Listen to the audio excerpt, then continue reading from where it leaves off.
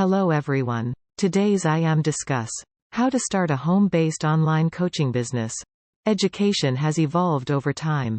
While more appealing disciplines and vocations have developed, schooling has changed dramatically. Technology and the Internet have improved many elements of schooling. Internet teaching has become one of the most lucrative Internet enterprises for many people globally. The following are the 10 steps to starting an online coaching business from home. Step 1. What are the subjects you can coach online? Step 2. Create a business plan. Step 3. Getting ready. Step 4. Platform selection. Step 5. Purchase of equipment. Step 6. Establishing your online coaching business. Step 7.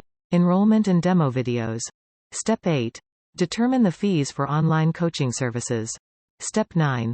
What kind of earnings can you expect as an online coaching consultant?